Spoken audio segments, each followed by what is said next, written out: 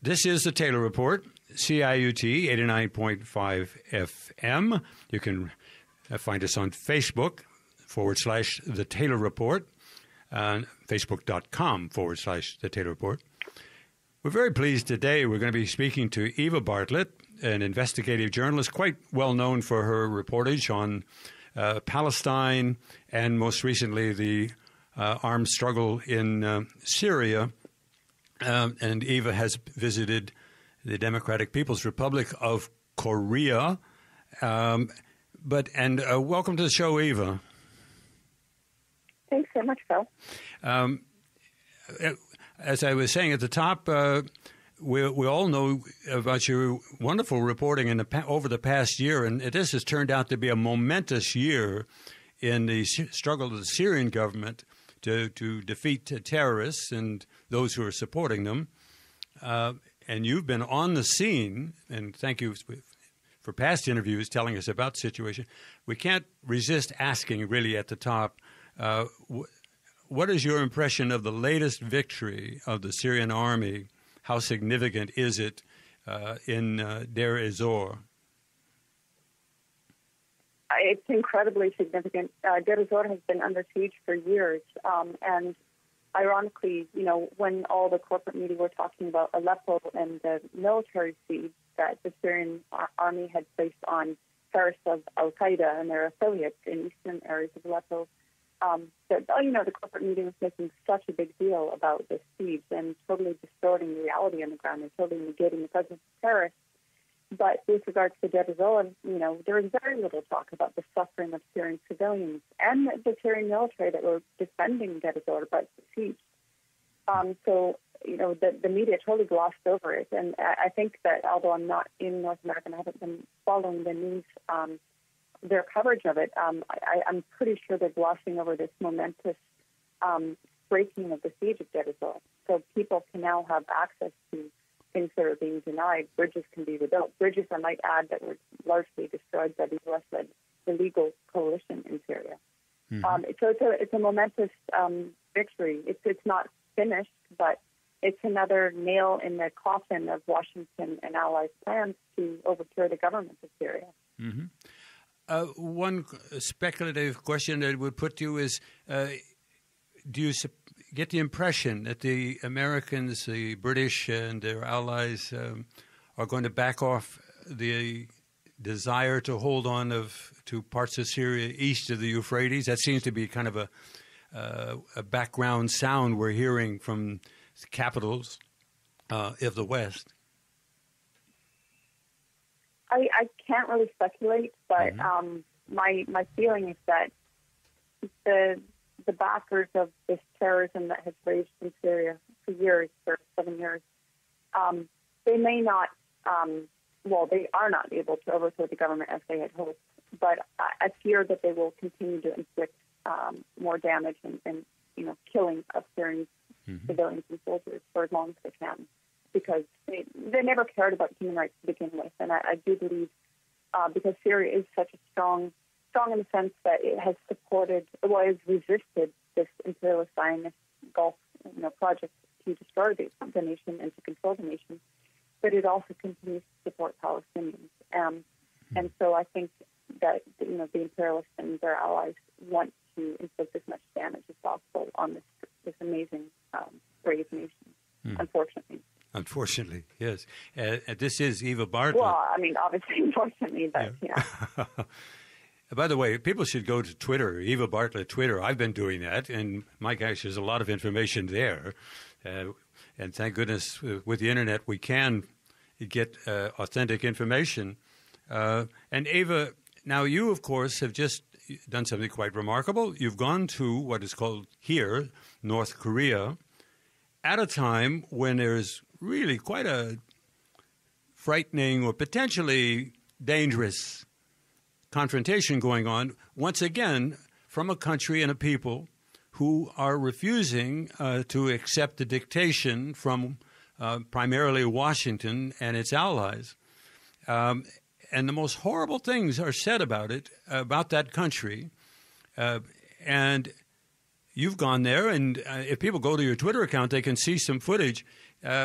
What decided you to go, and give us your first impressions? I've been wanting to go to the DPRK for years, mainly because I didn't believe all the propaganda and rhetoric we were being told. I had a personal interest because I lived in South Korea for a couple of years after university, after our system, which is proclaimed in the West to be the great democratic system, left me enslaved, indebted to the bankers because our education isn't free. But at the time that I lived in South Korea, I was completely apolitical. But later on, as I got more, aware of different issues around the world, beginning with Palestine, as you mentioned, Syria, and other issues, very important issues, I was aware that there was a lot of ridiculous and absurd and cartoonish rhetoric about North Korea, about the leaders of North Korea, and a complete void of any sort of human face. You never hear about the people. If you ever see people with regards to corporate media, Western media reporting on North Korea, Democratic People's Republic of Korea, these people are always seen as some sort of crazy military fanatic. So, I had an interest in going there, and I knew, obviously, like any thinking person knows, that the people there are like people anywhere, except we can get into some of the nuances and how they're not like people anywhere, in that they're far more educated than people in the West are in many senses. And they're also, you touched on it, they're rightfully determined not to be decimated again as they were in the 50s. Anyway, back to your initial question. I had been wanting to go for years. A colleague of mine, Australian colleague and friend, Professor Tim Anderson, contacted a number of us, including my close friend and colleague, Vanessa Bealey, and some other people, to go and just bear witness, to learn from the people, as one should do. One should go and ask and listen and learn, not just go with assumptions. As it turned out, only 3 of us went. But anyway, we worked, mostly Professor Anderson worked on establishing the links, and we didn't go to the tour company, although I would have no problem going to a tour company, but we actually arranged it through a cultural committee there that was interested, and this, for people who are interested in going and are interested in going and learning, not just on the tour group, please contact me. I'd be happy to put in touch with the people that arranged this. Terrific. This visit, because it was for 1 week. They actually made it as inexpensive as is possible there, given that the country is under sanctions and completely isolated by the world, not of its own volition. But anyway, they enabled us to visit, the south, the demilitarized zone, which is an important visit, of course. And interestingly, just as an aside, a visit I had when I lived in South Korea and went there from the south, and started hearing their rhetoric, their propaganda. The South Korean side. And also we visited a number of cultural institutions, schools, kindergartens, children's hospital, and then things that I think people might think, well, this is still, you were just a tourist in North Korea, DPRK. But we visited things like an amusement park, a zoo. And I know some people will immediately say, well, so what? Like, come out with the eating grass allegations or, whatever rhetoric they've been fed by Amnesty International or Human Rights Watch and the State Department or whatever. But the interesting thing about visiting those places, number one, they're actually quite highly developed. Like, I didn't expect to ride a roller coaster in DPRK, but I did, and it was pretty damn scary. But also, that aside, they're inexpensive. They're accessible to people, and there were long lines of average people, school kids. And we were able to interact with them and through a translator, of course, talk with them. And so these are things like you never hear about the infrastructure. You never hear about the public housing in DPRK. Yeah, I saw an aquarium that you if you go to Twitter, Eva Bartlett, look at Twitter. That's a terrific aquarium you visited. I mean, there's one in Atlanta like that where the fish go over you, right? Yeah, it was actually, I know what you mean. It was actually part of the Pyongyang Zoo. And it was, I'm not actually a zoo person because I usually find the conditions pretty abysmal and depressing, but for a zoo, it's actually very well maintained. It seems like most of the animals had very good conditions. And again, the day we visited, there were buses and buses of school kids, and it actually reminded me of when I was a kid, and you would go on class trips, and you have your notebooks, and you're taking notes. So these kids were running around being kids, and it was such a human face, again, that we never ever get in our corporate media. Not only kids were there were military there, there were adults, couples, they're normal people, totally normal settings, really well maintained, and again, very affordable and accessible for people. The way that the DPRK is portrayed, frankly, you expect all the pictures to be in black and white, as though there is no color in the country. Immediately when I see your pictures, I'm struck by all the color. Yeah. The buildings, even the housing that I've mentioned, really nice apartments. I did get into one. I'm sure they're not all the same, but very nice, modern, clean apartments. And from the outside, like very attractive, colorful architecture. And speaking of which, we also went to the Science Tech Center. Offhand, I don't remember the year it was built, but it uses, not fully, but partially uses green energy, including solar energy. It has a green roof. It has something like over 3,000 computers for children and for people that come to the center that is run off of solar power. And it was just this really wonderfully lit, clean building that has science displays, interactive, like our museum in Toronto, interactive science things for kids and adults who like to learn. But also it has a distance learning program for people who are not in the city or who are working or whatever. And apparently they can get access to the same materials and get the same certificate as as somebody who is studying in the university, studying science. Of course, this didn't apply to certain specialties. But anyway, the point is, this through their intranet and this e-learning distance learning program, people can get education and get their certificate even when they're far away. Mm-hmm. When we were there, we did see, of course, children. Some were doing English language programs on a computer. Some were playing video, watching cartoons. We also saw the library, which had books in multiple languages. And the people there were not only children. We also saw workers in their worker uniforms or military, just normal people there. It's just one of many examples of really amazing public infrastructure that, I wish we had. The West has this arrogance in bragging about their democracy and freedom and, ability to be whoever we are. But we don't realize how programmed we are by our televisions and by our society. And, you're talking about color and how the media shows us things about DPRK, everything's black and white and drab. One little clip I uploaded onto social media, including my Patreon account, was I actually focused in on some women who are probably university age, wearing, the black skirts and white blouses that are common there when you're in school, but they had fantastic shoes. And it might seem like a trite point, but the thing was, it's not a drab place. People express themselves. Yeah, people are individuals. You say they have a taste for high heels. Yeah, it was just a little job, because people think when I've uploaded some photos and videos, the common comments from people who immediately revert to their cognitive dissonance and assumptions about the DPRK is that they're all robots, or they all dress the same, they don't do anything except work and whatever. I want to thank you for among other things, doing what really all of us want to do and want to know is what's it like to stand on a street corner and watch people in traffic go by. And I was quite fascinated. It was really just you at an intersection, but what I was struck by was a number of people who were casually crossing the street despite the light, making their way. This is not the robot society with a policeman telling you must do this and you must do that. They were, doing what they felt like doing.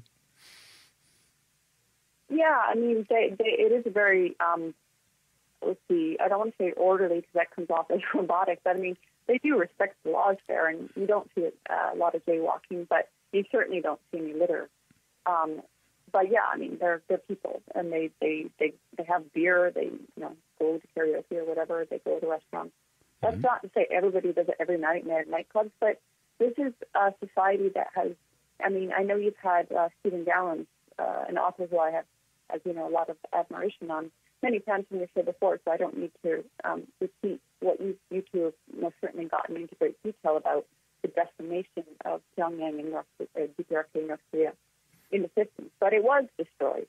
And given that it was almost completely destroyed and then put under sanctions and vilified, you know, one thing after another, the fact that they've rebuilt to such a degree and they have such infrastructure for the public, it's, to me, it's incredible.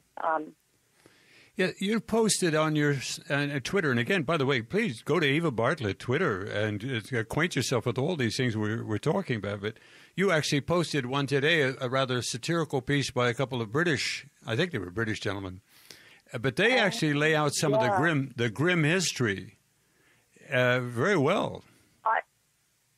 Yeah, they're two Australian guys that I wasn't aware of before. I'm in touch with them, and I mentioned that I started a Patreon, and perhaps you and I can have a chat on Patreon. Basically, I'd like to start doing some interviews. Basically, because over the years I've made contact with many people, but in any case, these two guys contacted me, and somebody else posted their videos, and it's amazing because they approach it with humor. It's light, it's snarky. Yes. They went there for a haircut. They wanted to get a Kim Jong-un haircut. Yeah, and that's one of the funny things they point out, and that's what I posted on Twitter, which I think you're referring to, is that, you know, there's this myth that, and even somebody yesterday asked me about this, so aren't people only allowed to have a certain type of hairstyle in North Korea, DPRK? And they were like, well, actually, you know, the origin of that myth was Radio Free Asia, Washington-controlled information, and then it was regurgitated in corporate media as they do. And so what I posted on Twitter and in more length on Facebook was, oh, no, we haven't seen this before, you know, an article that was basically quoting unnamed people, and then that has resurfaced and regurgitated and being recycled in all sorts of corporate media. We've never seen this before, and then I put in the hashtag Lepo Medaya, because this is precisely what they did with Syria. And this is so something that, you know, I don't pretend I'm still learning about DPRK. I'm really glad I had the chance to go before, because I was born in the States, so this U.S. travel ban would affect me as of September 1st, although I still think I would go. But anyway, I'm glad I had the opportunity to go. But it does astound me that people fall for this cartoonish and absurd rhetoric. It doesn't mean you have to like every single thing about DPRK or the leaders, but to fall for the rhetoric that we've already heard time and time again, from the 90s to Libya to Syria, like, I can't believe people are so dumb. And that's this movie, this 20-minute documentary is excellent, because they're not at all insulting, but they get the point in, like, hey, you're falling for the same garbage, and you told this, and then look.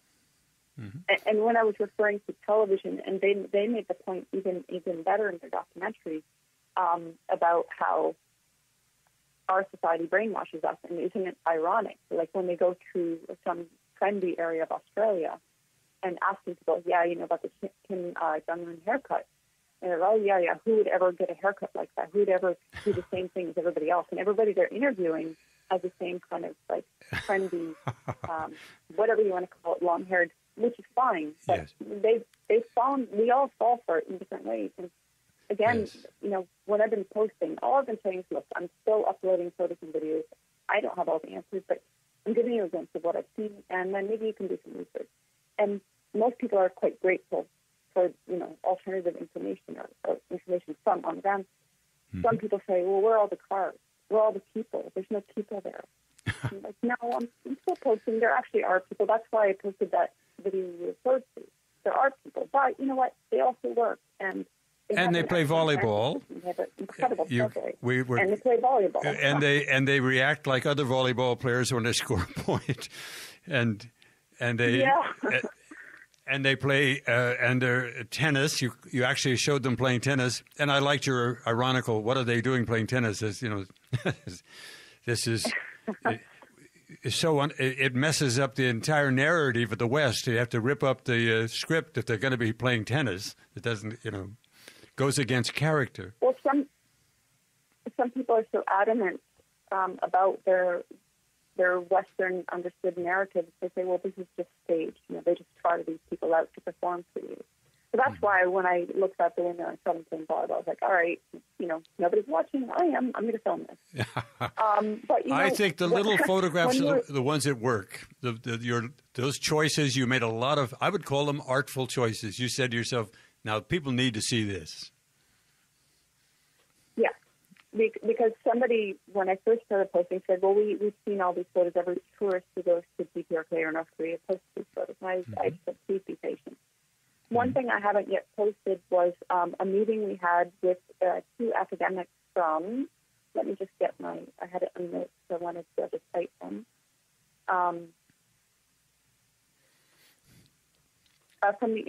One was from the Institute of Economy and the other was from the Institute of Philosophy. Two older gentlemen. And, they spoke, unfortunately I won't be able to give you all the information now because we took in so much information, but they spoke about the different clean energy projects. And as an aside, when we're going down over 100 kilometers south to the DMZ, I noticed a lot of the apartment buildings and houses in the countryside, off the highways, but in the countryside, had solar panels, and I asked about it. And I was told that throughout the nation, houses are equipped with solar panels. And part of it is to deal with the energy crisis because they are under sanctions. But it's also quite interesting that they're using green energy there. But anyway, these gentlemen, aside from speaking about technology, when we asked about, the obvious question about U.S. DPRK relations, they said what, school children we talked with in a high school we went to, or what women, there were a lot of impressive, very knowledgeable women tour guides, like we went to the Tech Center, or when we visited the children's hospital. All these people had essentially the same message. Well, first of all, it was the U.S. who has been continuously aggressing DPRK and referring to, of course, the military exercises that happen twice a year. That even Canada, I didn't know that, but of course, I'm not surprised, Canada participates in these exercises, which are like war simulations. So, twice a year, North Koreans or DPRK Koreans are subject to simulated wars, again, in the country, and they haven't forgotten the 50s. But they also said, we and, representing the will of North Koreans, we want peace. Well, it's not us that doesn't want peace, but we're not going to beg for it. Great. I like the language. By the way, this is Eva Bartlett. Go to Eva Bartlett Twitter to get you could see some of this is available at that site, some of the footage. And, of course, Eva Bartlett is quite well known for her distinguished journalism on Syria and, of course, has visited the Democratic People's Republic of Korea.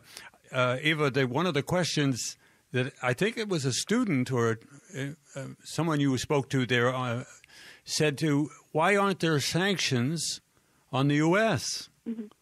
on the matter of testing nuclear weapons, possession of nuclear weapons, threatening to use the nuclear weapons? I mean, that's a very simple question, but that is the best question as far as I'm concerned anybody could ask. Yep, absolutely. That was one of the high school students that I mentioned. I would say that was one of the most moving encounters, this group of high school students, because they were so earnest. What's the right word? We were asking them about their wishes, about this, this continued aggression from the U.S. They're just, I don't want to say simple, that's the wrong word, but they're just so direct and open. And they were saying, they were specializing in sciences, so their focus was science. And one of the kids just kept saying, I want to meet American students in science conventions. I hope they have the chance in the future to exchange and participate in different science conventions and competitions. But then when we got into the sanctions, initially they said, look, they said kind of with the tide of DPRK Koreans, we are going to be fine. We've survived decades of this. We're going to be fine. But then, I rephrased my question. I said, well, look, do you think this is fair? And that's when the boy said, well, no, actually, why isn't the U.S. on sanctions? And of course, that would apply to Israel and many other countries as well. But and then these gentlemen, the Australians, in their funny 20-minute documentary, they address things like that. You know, they kind of they're talking about historical facts, and they have a photo of Hiroshima, I think it was. And they're talking like, yes, that North Koreans are doing tests with different ballistic missiles, and then it said the U.S. has tested over 1,032 nukes, and then they mentioned, and they also tested on humans. You know, and that's the thing. It's just the glaring elephant in the room, or whatever analogy you want to use. It is the U.S. that has continuously invaded countries or supported proxies to invade countries, and DPRK has the right to have a deterrent. And you know, that's another thing. Again, without pretending to know what's going on in the leadership, they have a right to be as bombastic as the U.S. is being. If the U.S. is threatening, they have the right to counterfight. It's a deterrent. And I wish people would look past it. I mean, there's more going on than statements that come out of the leadership. And I'm not dissing the leadership. I'm taking a position. I'm more interested in the fact that they have survived for so many, you know, under so many it's phenomenal, impossible conditions. And if you can compare it. And in fact, the academics that we spoke with did mention Syria, and they made a good point. And they said, look, Libya, Syria, you know, they didn't have this particular deterrent. They don't have a deterrent that will prevent the U.S. from attacking. Yes. And they said, and they mentioned the U.S.'s attack on Syrian soil. You know, I presume they were referring to Constitution, you know, earlier this year when the U.S. retaliated against their fake, non-existent chemical weapons attack that they supported the Syrians committed, and then they actually bombed with 59 Tomahawks and fire attacks on Syrian soil. They said, look, Syria, they were not being disrespectful, so that they were stating the truth. You know, Syria, if Syria were to attack the illegal U.S.-led coalition in Syrian skies, then they would be held to pay. But North Korea has kept such a, I don't want to say rhetoric, but they've made it clear we're not taking any attacks. And if we do, you better watch out. Yes. You know? So people, instead of focusing on what the media tells you to think about North Korea, I wish people, and your listeners too, but I wish people in general would step back and think, why might they be issuing counter threats? Yes. Well, by the way, again, your work helps very much, as it does Vanessa Beeley and Stephen Gowans and others. I think, you know, we're outgunned in the sense that the media will say what they will say, but thank goodness voices like yours are getting through. Lastly here, and I'll tell our listeners again, this is Eva Bartlett. I would suggest you go Eva Bartlett Twitter and get up to date on this matter that we're talking about. North Korea is called here. It is something that could be resolved were Washington less insane, less aggressive. Is it not? Russia says and China say, why do you come to us with this problem? You have a ceasefire. You need a peace agreement. You're going to have to speak to the capital, Pyongyang, right?